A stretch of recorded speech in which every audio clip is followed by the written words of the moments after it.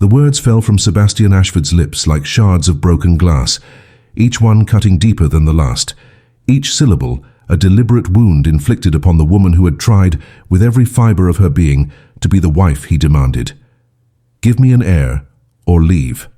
Lady Charlotte Pemberton stood frozen in the centre of the grand drawing-room at Thornfield Manor, her hands clasped so tightly before her that her knuckles had turned white, her entire body trembling as the Duke's cold pronouncement echoed through the cavernous space.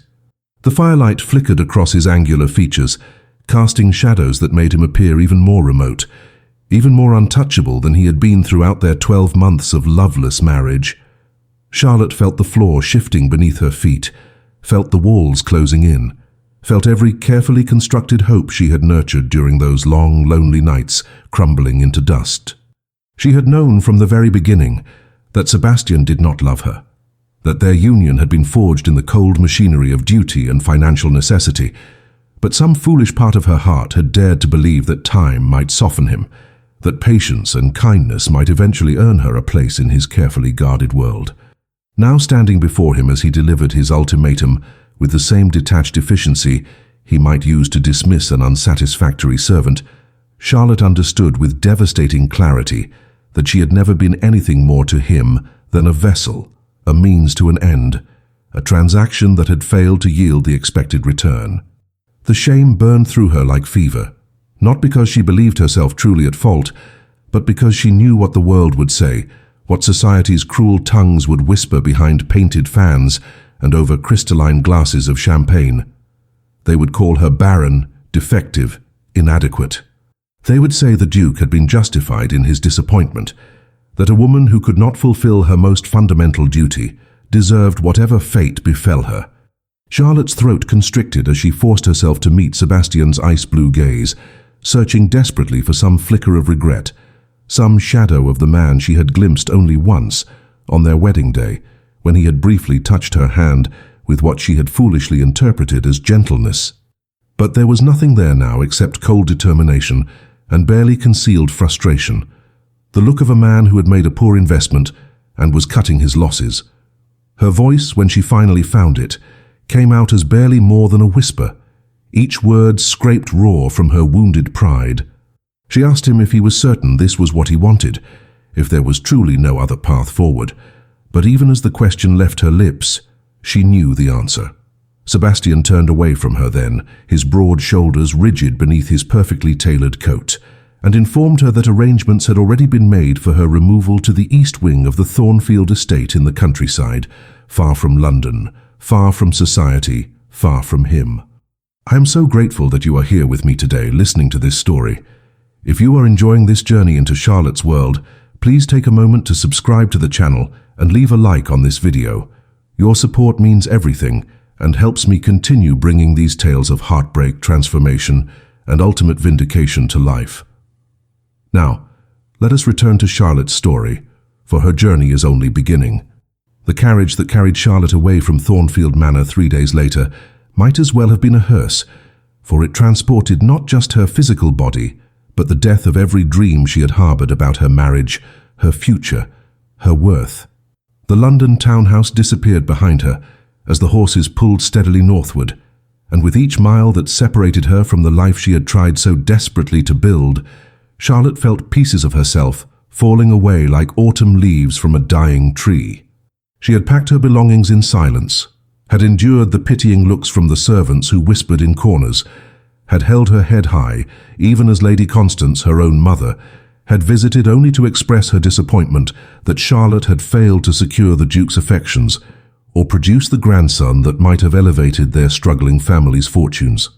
The journey took 2 days, and Charlotte spent every hour of it staring out the window at the passing countryside, wondering how her life had arrived at this desolate crossroads.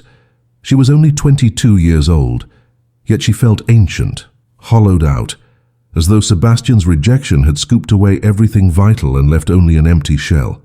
The marriage between Charlotte Pemberton and Sebastian Ashford had been arranged 6 months before their wedding, negotiated in the cold language of contracts and financial settlements between Charlotte's father and the Duke's solicitors. The Pemberton family, once prosperous, had fallen on desperate times after a series of failed investments, left them teetering on the edge of social ruin. Charlotte's father, Lord Edward Pemberton, had been a kind but impractical man who died leaving his wife and daughter with nothing but debts and a crumbling estate. Lady Constance, pragmatic to the point of coldness, had understood immediately that their only salvation lay in securing an advantageous marriage for Charlotte, and when the opportunity arose to negotiate with the Duke of Thornfield, she had seized it with both hands. Sebastian, for his part, had his own reasons for seeking a new wife. His first marriage to the beautiful Lady Judith had ended in tragedy 3 years prior, when she died of fever, leaving him without an heir, and burdened by whispers that their marriage had been troubled, that Judith had been seen crying at social events, that the Duke's cold nature had contributed to her unhappiness. Sebastian needed a wife who understood that their arrangement was purely practical, who would not expect affection or companionship, who would simply perform her duty and give him the son required to continue the Ashford line. Charlotte, with her modest dowry supplemented by the forgiveness of her family's debts, had seemed the perfect candidate. She was educated, well-mannered, and most importantly, she came from a family desperate enough that she would not dare make demands or expect romance. Their wedding had been a grand affair, attended by all the important families of the ton, but Charlotte had felt like an actress performing a role as she walked down the aisle of St. George's Church in her white silk gown. Sebastian had been handsome and imposing in his formal attire, and when he had taken her hand during the ceremony, she had felt a flutter of hope that perhaps this cold arrangement might someday warm into something resembling partnership, if not love. That hope had been extinguished on their wedding night when Sebastian had come to her chambers, performed his duty with mechanical efficiency, and then returned to his own rooms without a single word of tenderness or comfort. The months that followed had established a pattern that never varied. Sebastian appeared at Charlotte's door on the nights designated for attempting to conceive an heir, stayed only as long as necessary, and then withdrew back into his separate life. During the day, they maintained the appearance of a proper ducal couple at social functions, but there was no warmth between them, no private conversations, no shared moments that might have built a foundation for genuine connection. Charlotte had tried in those early months to reach him. She had studied his preferences, had attempted to engage him in discussions about literature and politics, had reorganized the household to run more efficiently, hoping to earn at least his respect, if not his affection. But Sebastian remained impenetrable, responding to her efforts with polite indifference at best and cold dismissal at worst. He was a man locked away inside himself, and Charlotte had no key to reach whatever humanity lay buried beneath his frozen exterior. As the months passed without any sign of pregnancy, Charlotte had begun to feel the weight of failure settling upon her shoulders like a physical burden. She saw the way Sebastian's jaw tightened when she appeared at breakfast, saw the disappointment flash across his face each month when it became clear that she had not conceived. The pressure from society grew heavier with each passing week. Matrons would ask pointed questions about her health at tea parties, their voices dripping with false concern. Sebastian's aunt, the formidable Lady Margaret, had visited Thornfield Manor multiple times to inspect Charlotte as though she were livestock, making thinly veiled comments about fertility and duty. The servants began to whisper, and Charlotte could feel their eyes upon her, judging, assessing, finding her wanting. She consulted physicians who could find nothing wrong, took herbal remedies suggested by well-meaning friends, prayed in the chapel until her knees ached. But still, no child came. The true breaking point had arrived on a cold March evening when Sebastian had summoned her to his study after dinner. Charlotte had entered the room with growing dread, sensing that something fundamental was about to shift. He had stood by the window, his back to her, his hands clasped behind him in that characteristic pose of ducal authority. Then he had turned, and the coldness in his eyes had told her everything before he even spoke.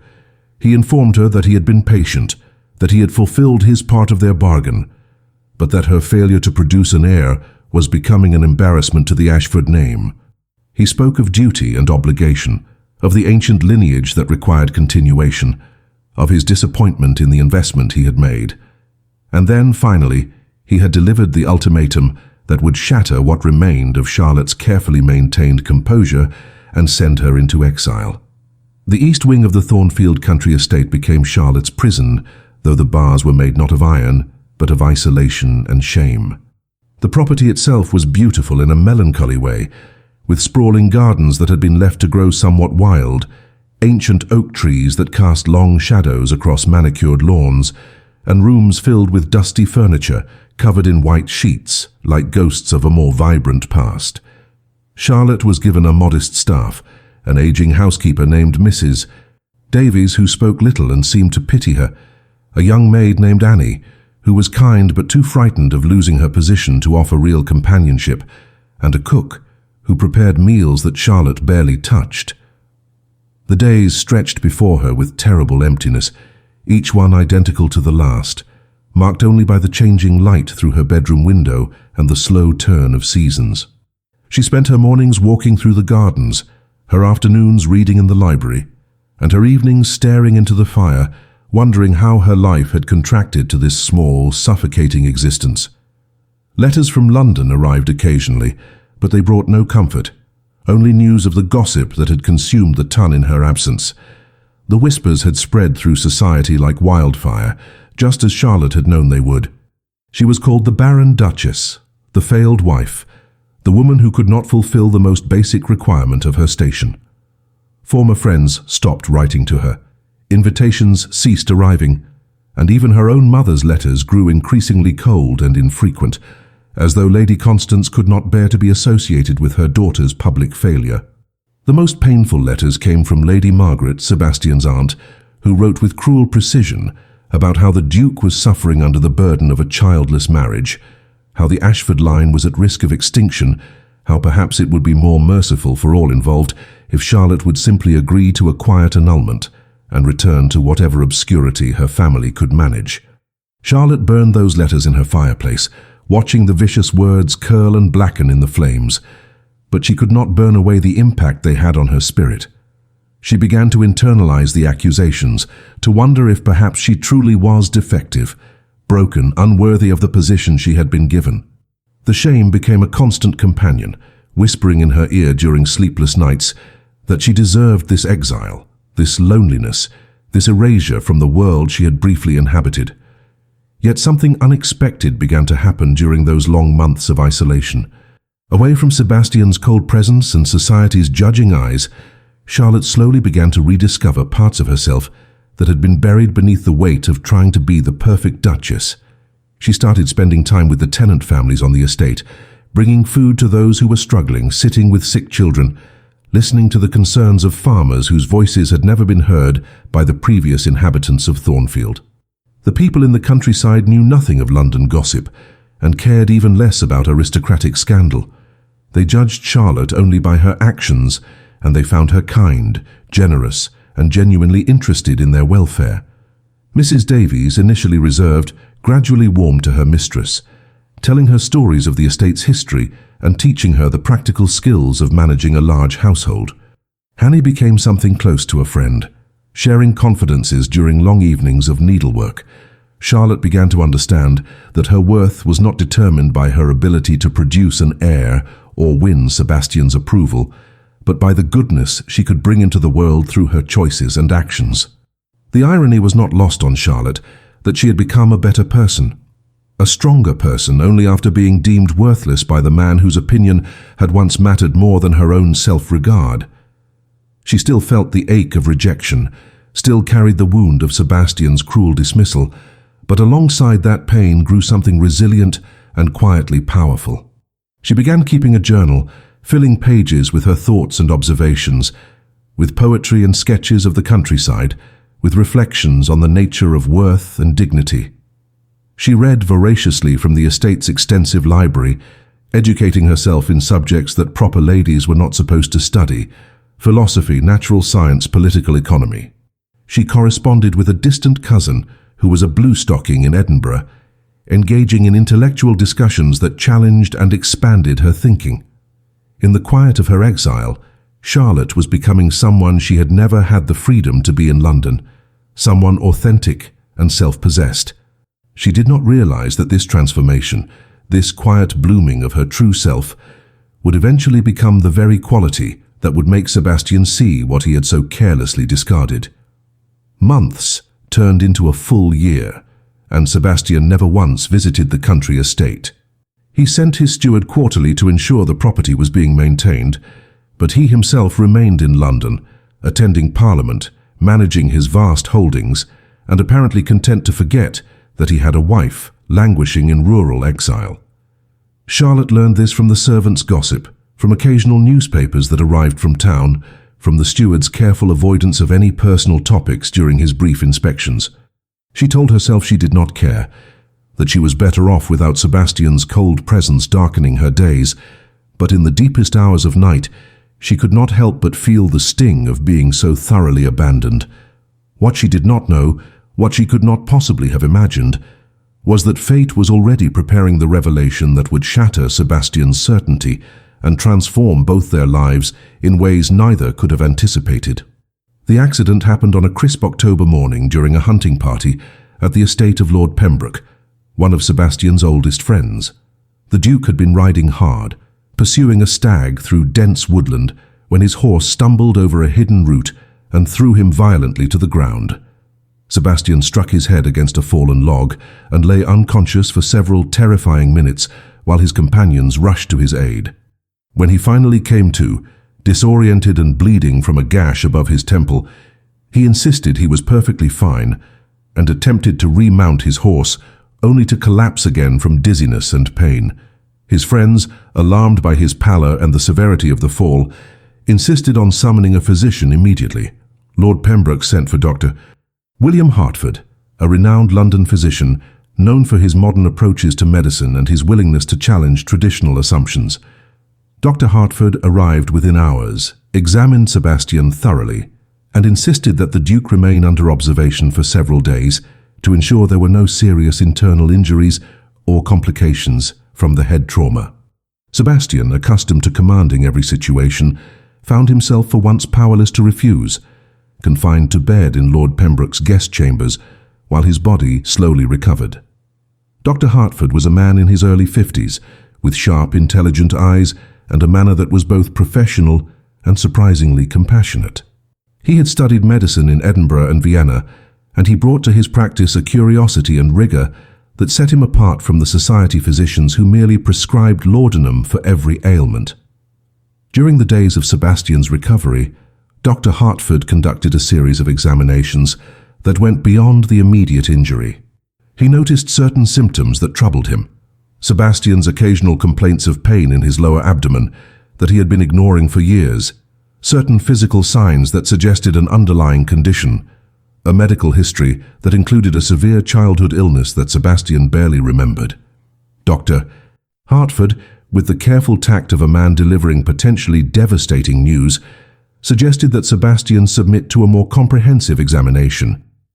The Duke, still weakened from his fall and perhaps shaken enough by his brush with mortality to be less defensive than usual, reluctantly agreed. What Dr. Hertford discovered during that examination would change everything Sebastian thought he knew about his marriage, his assumptions, and his treatment of Charlotte. The diagnosis came on a grey afternoon as rain drummed against the windows of the sick room. Dr. Hertford sat beside Sebastian's bed, his expression grave, and explained that the Duke suffered from a condition resulting from the severe fever he had contracted as a child. The illness had caused damage to certain organs, damage that had gone undetected for decades because Sebastian had been otherwise healthy and vigorous. The condition, Dr. Hertford explained with clinical precision but evident sympathy, meant that Sebastian was almost certainly incapable of fathering children. The medical terminology washed over Sebastian like ice water, as the full implications of what he was hearing began to penetrate his consciousness.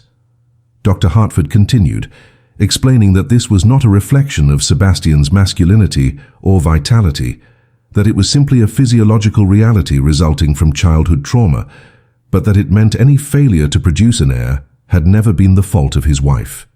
The doctor's words hung in the air like an executioner's blade, and Sebastian felt the world he had constructed, the certainties he had clung to, crumbling around him with the same terrible finality as the ground giving way beneath his horse's hooves.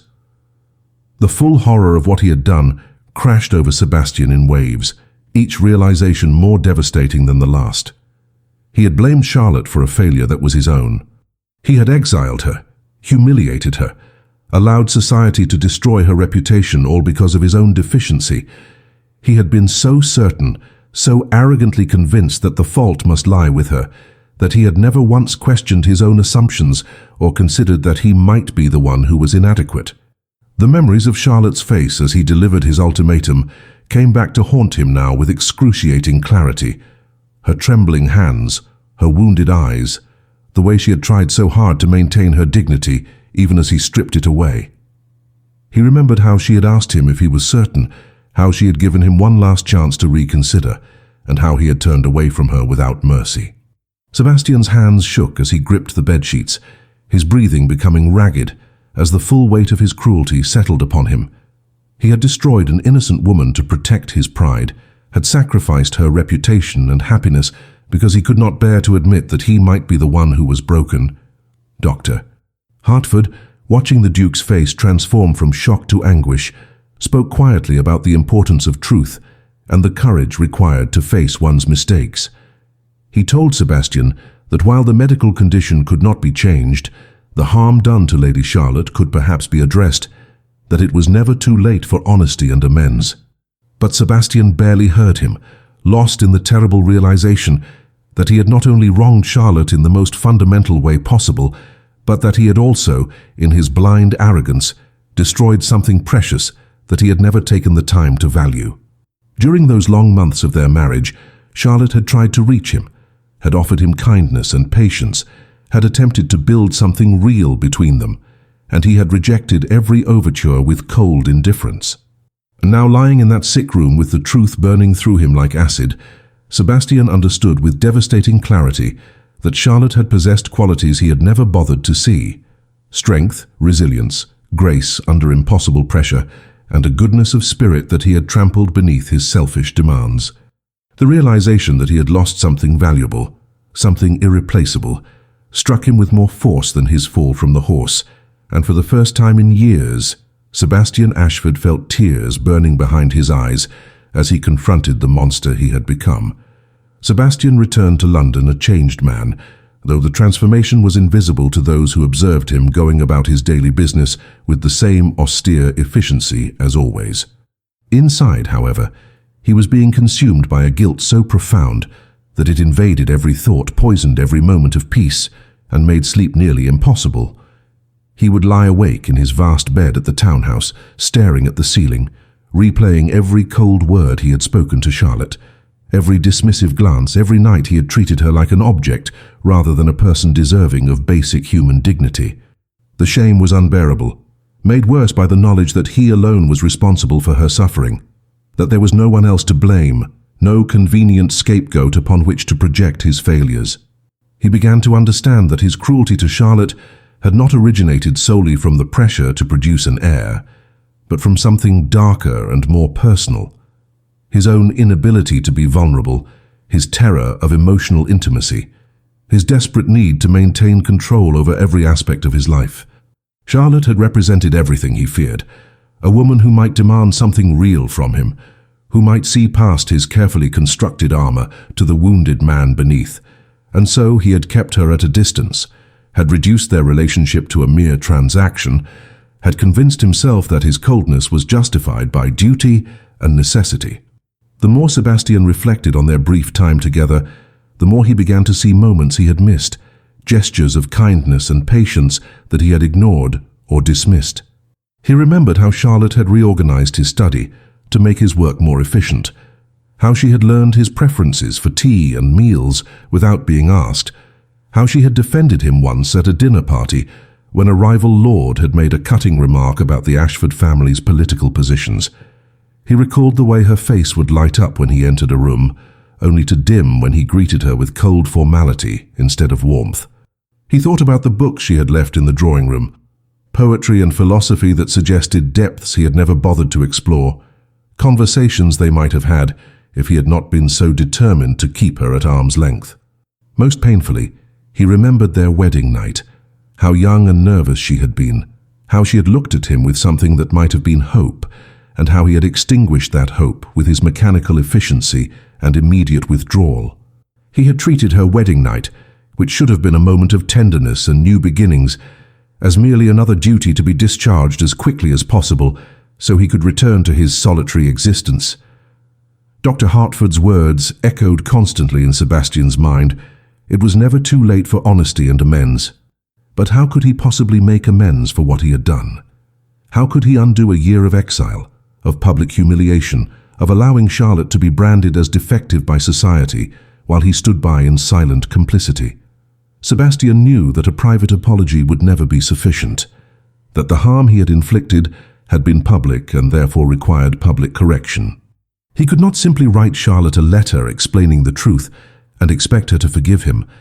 He needed to clear her name before all of society, needed to take upon himself the shame and judgment that had been heaped upon her, needed to demonstrate through actions rather than words that he understood the magnitude of his failure. The idea began to form slowly, terrifyingly, a plan that would require him to do the one thing he had spent his entire adult life avoiding, to expose his own vulnerability before the very people whose respect he had worked so hard to maintain, to admit weakness in the most public forum possible, to risk his reputation and dignity in order to restore Charlotte's. Yet even as Sebastian began planning how he might publicly vindicate Charlotte, a deeper and more unsettling realization was growing within him, something that went beyond guilt and obligation. He found himself thinking about her constantly, not with the cold assessment of a man evaluating his property, but with genuine curiosity about who she had become during her year of exile. His steward had reported that she was managing the country estate remarkably well, that she was beloved by the tenant families, that she had implemented improvements to the agricultural practices that were increasing productivity. These reports suggested a woman of intelligence and capability, qualities Sebastian had never given her the opportunity to display during their time together. He began to wonder what conversations they might have now, whether the woman who had survived his cruelty and emerged stronger might be someone worth knowing, worth listening to, worth cherishing. The thought frightened him because it suggested something he had not anticipated, that his desire to make amends was motivated not just by guilt, but by a growing fascination with Charlotte herself, by the painful recognition that he had discarded something precious before ever understanding its value. Sebastian knew that Charlotte had every reason to hate him, that she would be entirely justified in refusing to see him or speak to him ever again. He had forfeited any claim to her regard, any right to expect forgiveness or even acknowledgement. Yet he couldn't shake the feeling that he needed to try, that he owed her at least the effort to make things right, even if she ultimately rejected him. He spent weeks refining his plan, consulting with Dr. Hartford about how to present the medical truth in a way that would be clear and irrefutable, considering every detail of how to orchestrate the public moment that would either redeem them both or complete his own social destruction. The Great Spring Ball, hosted annually by the Duchess of Devonshire and attended by every important family in the ton, would provide the perfect venue. It would take place in 3 months' time, giving Sebastian enough time to prepare and to summon the courage for what he needed to do. But first, before any public gesture, he needed to go to Charlotte, needed to face her in private and confess the truth, needed to look into her eyes and accept whatever judgment she chose to render. The thought of that confrontation terrified him more than anything he had ever faced, but he knew it was necessary, the first step on a path toward possible redemption. The journey to the Thornfield country estate took Sebastian 2 days, and every mile brought him closer to a reckoning he both desperately needed and utterly dreaded. He traveled alone in his carriage, refusing the company of servants or friends, wanting this confrontation to be entirely private, unwitnessed by anyone who might soften the blow of Charlotte's inevitable anger or cushion the impact of facing what he had done. The countryside rolled past his window, autumn giving way to early winter, the landscape bare and honest in its starkness, mirroring the stripped-away pretenses he would need to bring to this meeting. Sebastian rehearsed what he would say 1,000 times during that journey, but every imagined speech sounded hollow, inadequate to the magnitude of his transgression. How could mere words convey the depth of his remorse, the completeness of his understanding that he had been monstrously wrong?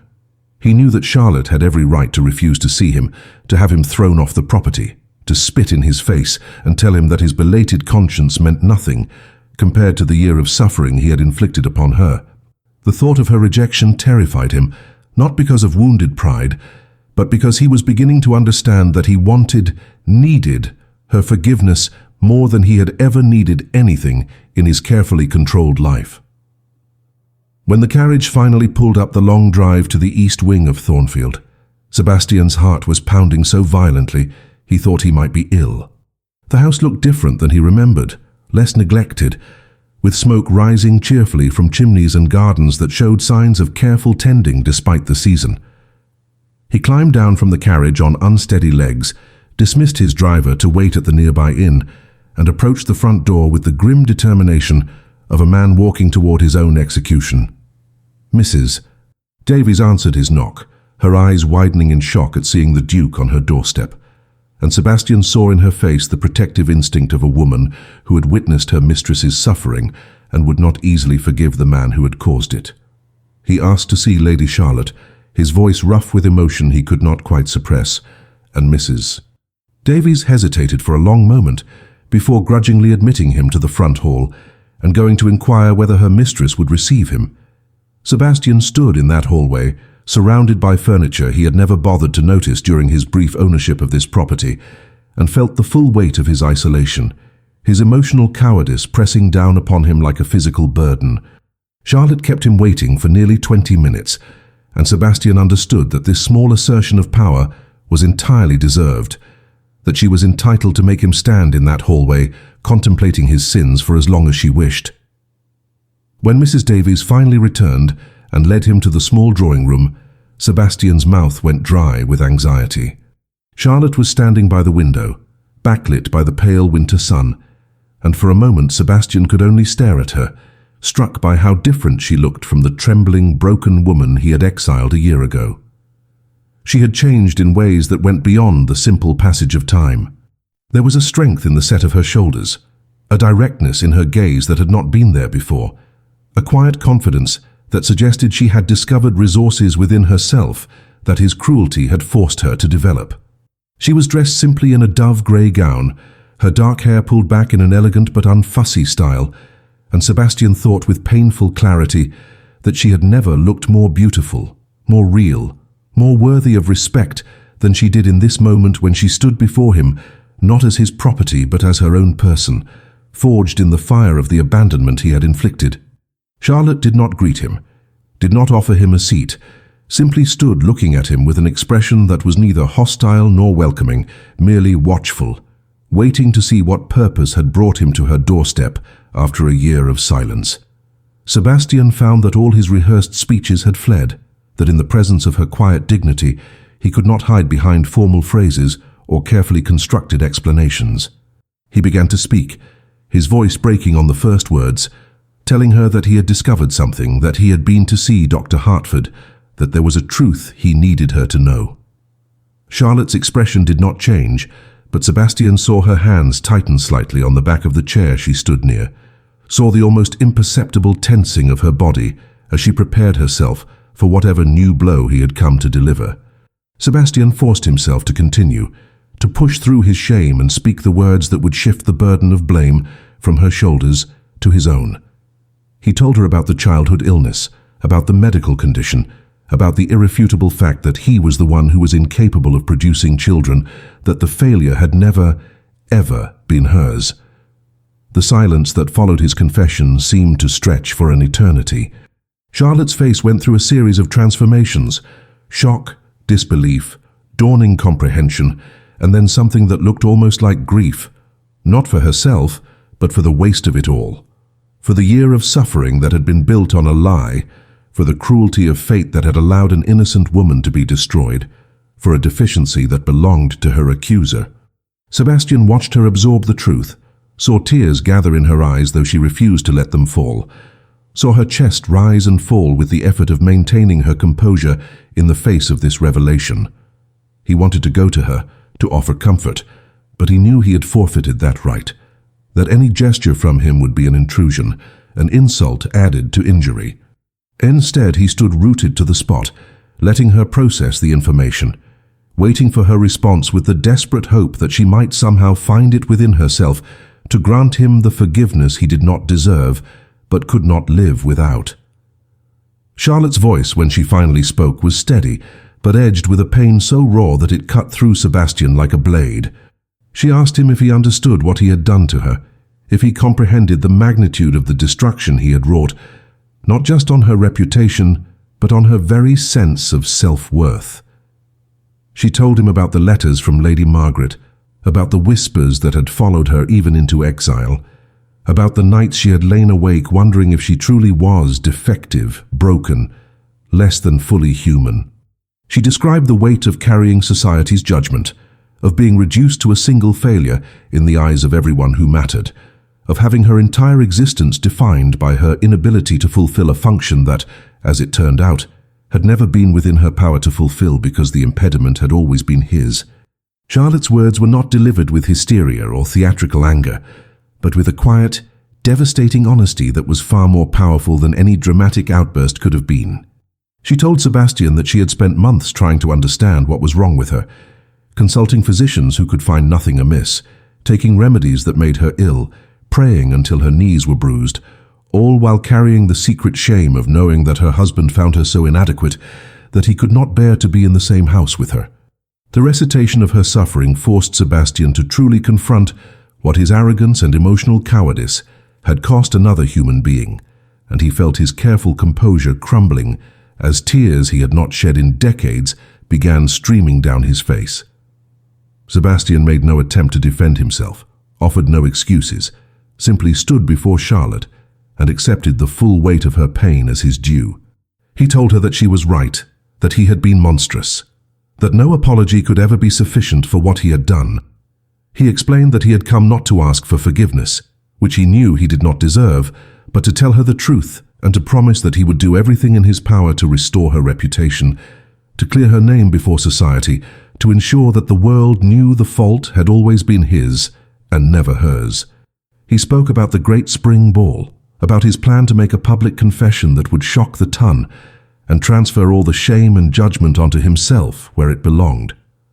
Sebastian told Charlotte that he expected nothing from her, that she owed him nothing, that if she wished to pursue an annulment or to remain separated from him for the rest of their lives, he would support whatever decision brought her peace. His voice broke as he said these words, because even as he offered her freedom, he was beginning to realize how desperately he did not want to lose her, how the thought of never seeing her again filled him with a desolation that went far beyond guilt or duty. Charlotte listened to his plan with an unreadable expression, and Sebastian could see her mind working behind her eyes, weighing his words, assessing his sincerity, deciding whether this broken man before her was capable of genuine change or merely performing contrition to ease his own conscience. She asked him why it mattered to him what society thought, why he was willing to risk his own reputation for her sake after he had been so quick to sacrifice hers to protect his pride. It was a fair question, perhaps the only question that truly mattered, and Sebastian knew that his answer would determine whether any possibility of redemption existed. He looked at Charlotte, really looked at her for perhaps the first time since their wedding day, and told her a truth he was only beginning to fully understand himself. He said that during the year of their separation, he had received reports about her management of the estate, about her kindness to the tenants, about the strength and capability she had demonstrated in his absence. He confessed that these reports had awakened something in him, a curiosity about who she truly was beneath the role he had forced upon her, a growing realization that he had destroyed something precious without ever taking the time to understand its value. Sebastian's voice grew softer, more hesitant, as he ventured into territory he had never explored with anyone. He told Charlotte that he had built his entire life around maintaining control, around never allowing anyone close enough to hurt him, and that this defensive isolation had begun long before their marriage, rooted in the loss of his parents when he was young, and reinforced by the troubled dynamic of his first marriage to Judith. He admitted that he had treated Charlotte terribly, not because of anything she had done or failed to do, but because he was terrified of the vulnerability that real intimacy required, terrified of being seen as anything less than perfectly competent and in command. He said that his cruelty to her had been an act of cowardice, a way of maintaining distance and control, and that Dr. Hartford's revelation had forced him to confront not just his medical condition, but his emotional one. The ways in which his fear had turned him into someone capable of inflicting terrible harm on an innocent person. Sebastian's confession was raw and unpolished, stripped of the eloquent phrasing he usually employed, but it carried the weight of genuine self-examination, of a man truly grappling with his failures for perhaps the first time in his life. Charlotte's eyes searched his face as he spoke, looking for deception or manipulation, but finding instead something that surprised her: genuine anguish, authentic regret, and the unmistakable signs of a man coming apart under the weight of his own conscience. She remained silent for a long moment after he finished speaking, and Sebastian waited in an agony of suspense, knowing that everything hung on her response, that she held in her hands the power to either grant him a chance at redemption or to close that door forever. Finally, Charlotte spoke, her voice measured and careful. She told him that she appreciated his honesty, that the truth about the medical condition did matter because it lifted from her shoulders a burden she should never have been forced to carry. But she also told him, with devastating clarity, that his public confession at the ball, while necessary for restoring her reputation, could not undo a year of suffering, could not erase the damage done to her trust and dignity. She said that if he truly wanted to make amends, he would need to understand that forgiveness, if it came at all, would be a long and difficult process that required more than grand gestures and public spectacles. Charlotte told Sebastian that she would allow him to proceed with his plan to clear her name, but that afterward, she would need time and space to decide what, if anything, she wanted their future relationship to look like, and that he would need to respect her decision, whatever it might be. The weeks leading up to the great spring ball were perhaps the most excruciating of Sebastian's life, filled with meticulous planning and gnawing uncertainty about whether Charlotte would even agree to attend the event that would either redeem them both or destroy him completely. He had left the Thornfield estate after their conversation with her conditional agreement to consider his proposal, but without any promise that she would cooperate or even appear when the moment came. Sebastian threw himself into preparations with an intensity that bordered on obsession, consulting repeatedly with Dr. Hartford to ensure the medical explanation would be both accurate and comprehensible to a lay audience, drafting and redrafting the words he would speak, anticipating every possible reaction from the assembled members of the ton. He knew that what he was about to do would shock society to its core, that a man of his status publicly admitting to a physical inadequacy was virtually unprecedented, that he would be opening himself to ridicule and judgment that might follow him for the rest of his life. Yet the fear of social consequences paled in comparison to his terror that Charlotte might refuse to come, that she might decide he was not worth the effort of forgiveness, that the door he had so carelessly slammed shut between them might remain closed forever. Sebastian sent Charlotte a formal invitation to the ball, along with a private letter, explaining the details of what he planned to do, and asking, not demanding, that she attend so that society could witness her vindication firsthand. He told her that he would understand if she chose not to come, that he would proceed with his confession regardless, because the truth needed to be told, but that her presence would give the moment its full power and meaning. Days passed without a response, then weeks, and Sebastian felt his anxiety mounting with each empty morning when no letter arrived from Thornfield. He found himself unable to focus on his usual responsibilities, distracted during parliamentary sessions, short-tempered with his staff, haunted by images of Charlotte living her quiet life in the countryside and deciding that she was better off without him, that the peace she had found in exile was preferable to the chaos of re-entering a society that had judged her so harshly. Finally, just 1 week before the ball, a brief note arrived in Charlotte's precise handwriting. It contained only 3 words: "I will attend." Sebastian read and reread those words until he had them memorized, trying to divine from them some hint of her emotional state, some clue about whether she was coming out of curiosity, obligation, or some fragile beginning of hope that perhaps something worth salvaging might exist between them. The night of the great spring ball arrived with a clarity that seemed almost cruel. A perfect evening, with stars visible in the darkening sky and carriages lined up for blocks, as the cream of London society arrived at Devonshire House in their finest attire. Sebastian arrived early, his formal black evening wear impeccable, but his hands trembling slightly as he greeted the Duke and Duchess of Devonshire and took his position in the grand ballroom. The room was a marvel of opulence, with enormous crystal chandeliers casting sparkling light across polished marble floors, banks of hothouse flowers perfuming the air, and an orchestra playing elegant waltzes as guests began to fill the space. Sebastian watched the entrance with an intensity that made several acquaintances comment on his distraction, searching every arriving group for Charlotte's face, wondering if she had changed her mind at the last moment, if he would be left to make his confession to a crowd that included everyone, except the woman whose vindication was the entire point of the exercise. He saw Lady Margaret arrive and cast him a look of smug satisfaction, clearly believing that Charlotte's absence confirmed everything she had said about the failed Duchess. He saw former friends of Charlotte's who had abandoned her during her exile, now gossiping behind their fans about the scandal of her marriage. Then, as the clock struck 9, Charlotte appeared at the entrance to the ballroom, and Sebastian felt his breath catch in his throat. She was wearing a gown of deep sapphire blue silk that brought out the color of her eyes, her dark hair dressed in an elegant style that framed her face, and she carried herself with a dignity and poise that silenced conversations as she passed. She was not the trembling, broken woman he had exiled, nor was she performing false confidence to mask her insecurity. She was simply, powerfully herself, a woman who had survived betrayal and isolation and emerged with her integrity intact, who had nothing left to prove to anyone because she had already proven everything to herself.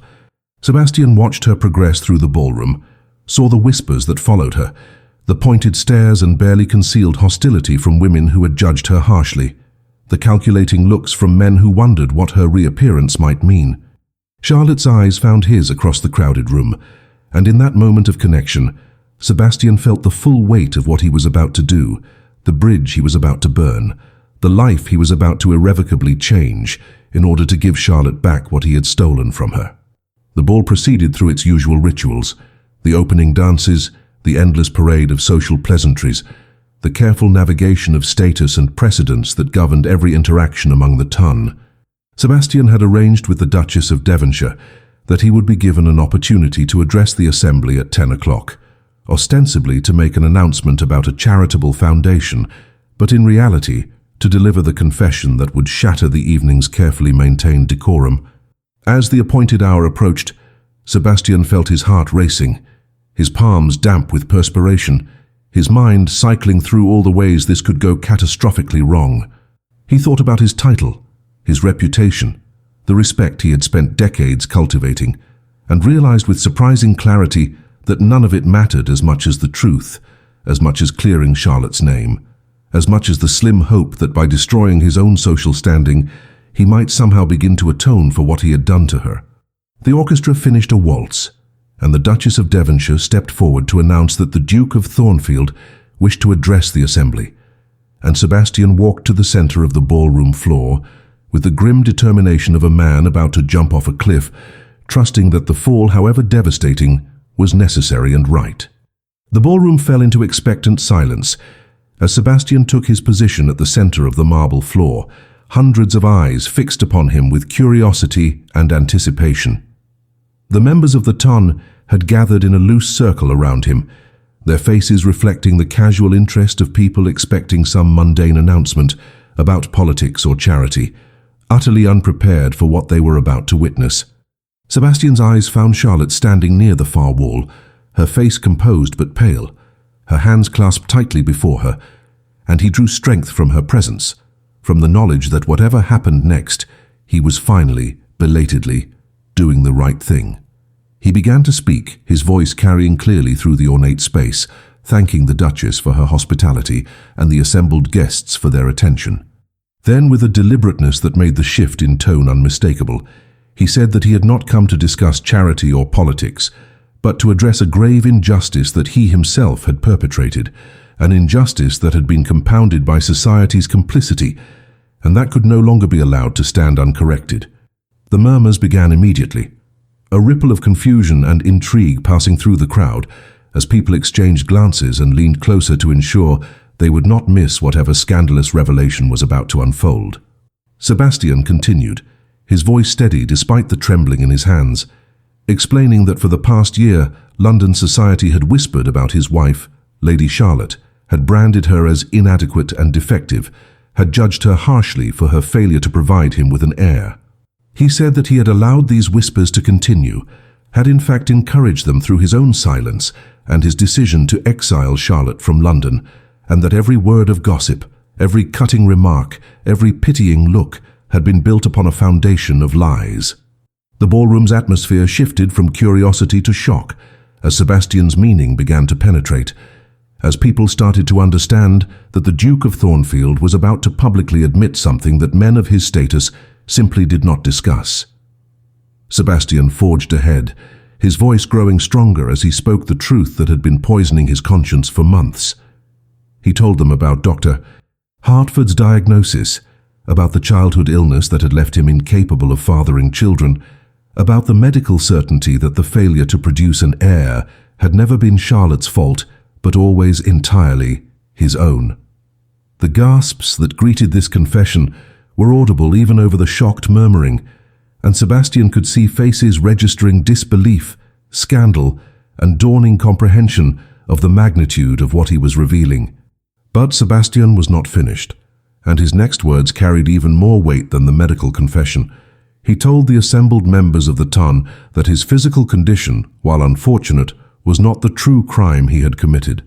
The real transgression, he said with unflinching honesty, was that he had known Charlotte was innocent, had known she had done nothing to deserve the judgment placed upon her, and yet he had been too proud, too cowardly, too obsessed with maintaining his own reputation to defend her, or tell the truth.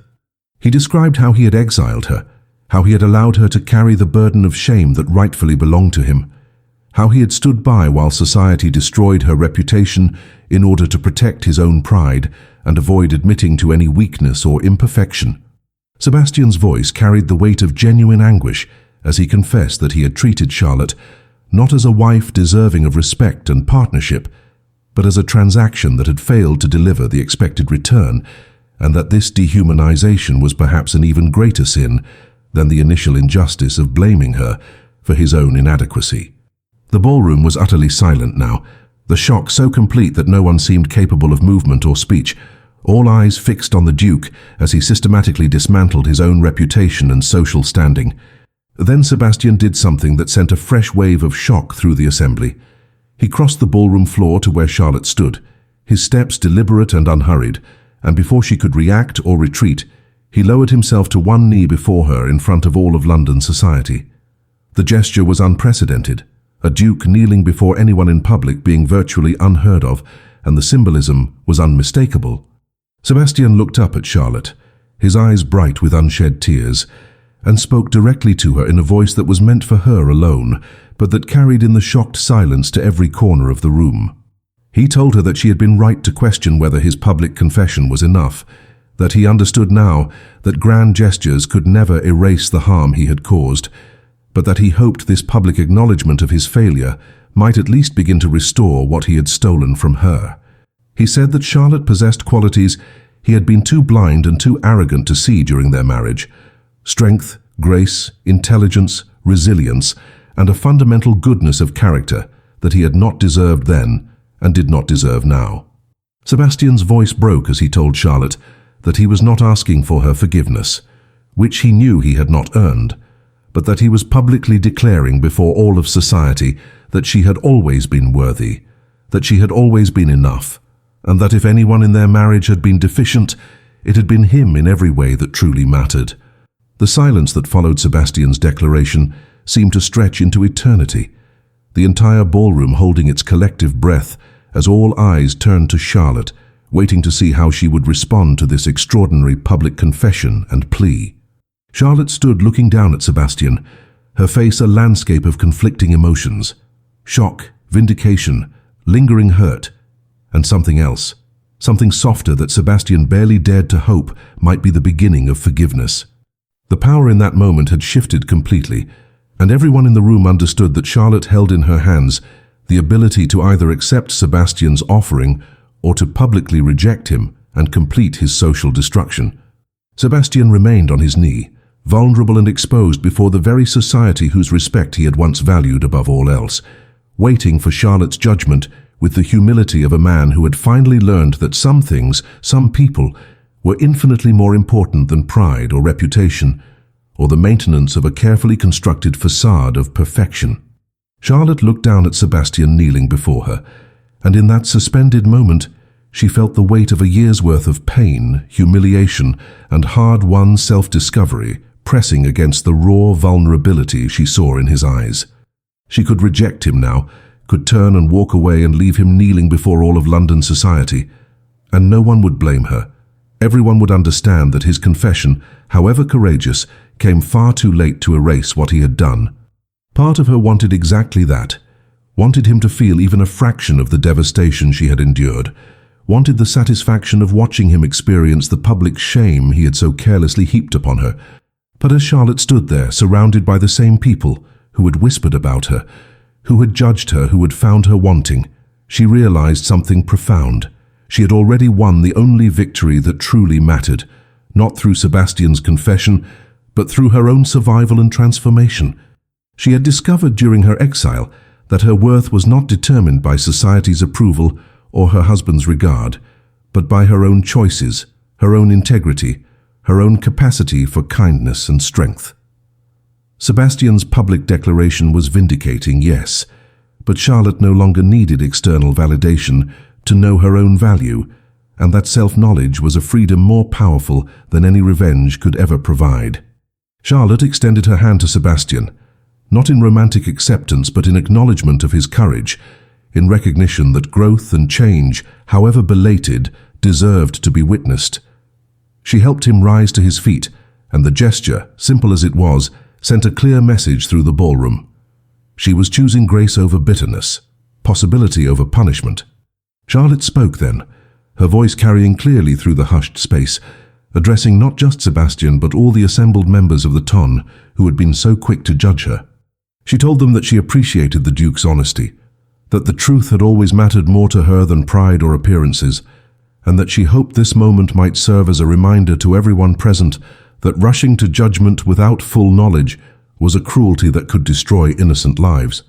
She said that she had learned during her year away from London that true worth was not measured by one's ability to fulfill society's narrow expectations, but by the content of one's character, the kindness one showed to others, and the courage to be honest even when honesty was difficult. Charlotte's words were not angry or accusatory, but they carried an undeniable power, the authority of someone who had been tested by fire and emerged stronger, who no longer needed anyone's permission to know her own value. The reception that followed was awkward and stilted, the usual flow of the ball disrupted by the shock of what had transpired. Some guests approached Charlotte with apologies, others with curious questions, and a few with genuine admiration for both her grace and Sebastian's unprecedented confession. Lady Margaret, her face pinched with fury at having her judgment so thoroughly overturned, left early in a dramatic huff.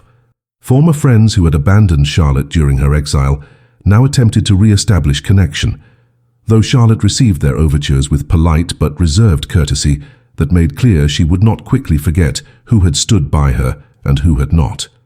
Sebastian remained at her side throughout the evening, not possessive or presumptuous but available, answering questions about Dr. Hartford's diagnosis with clinical directness, accepting the judgment and discomfort of his peers with a humility that was itself remarkable.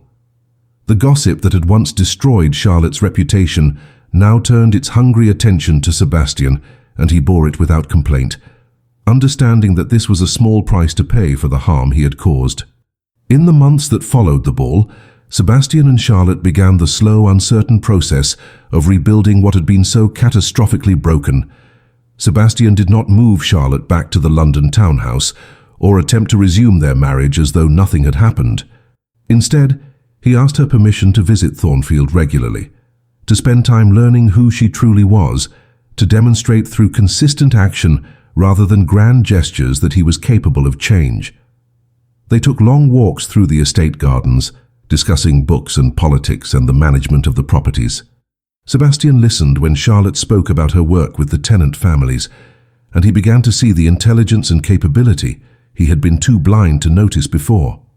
Slowly, Carefully, something genuine began to grow between them.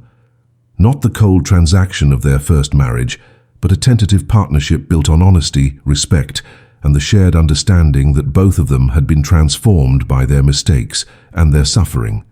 Charlotte made no promises about the future, but she allowed the possibility of forgiveness to exist, and Sebastian, for his part, learned to be patient, to value the present moment rather than demanding guarantees about tomorrow. 2 years after the ball, Charlotte gave birth to a daughter, conceived through the medical intervention that Dr. Hartford had researched and made possible, a testament to both scientific progress and the power of second chances. Sebastian held his daughter with tears streaming down his face, but Charlotte knew that his joy was not primarily about finally having an heir, but about the miracle of family, the blessing of being given an opportunity he had once thrown away through arrogance and fear. They named her Grace, a word that had come to define their unlikely journey from destruction to redemption.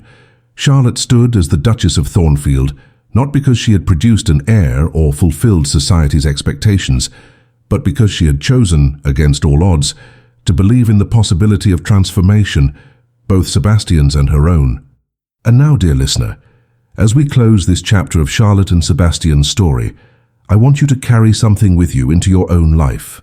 Charlotte's journey reminds us that our worth is never determined by others' judgments, that the times when we are underestimated or dismissed are often the very moments when we discover our greatest strength. Sebastian's transformation shows us that it is never too late to face our failures with honesty, to choose courage over pride, and to fight for what truly matters, even when the cost seems unbearable. Perhaps you too are carrying someone else's judgment as though it were truth, believing the harsh assessments that others have placed upon you. Or perhaps you are the one who needs to make amends, to admit where you have been wrong, to choose vulnerability over the false safety of emotional distance. Whatever your circumstance, remember this: true worth cannot be destroyed by rejection or exile or society's whispers.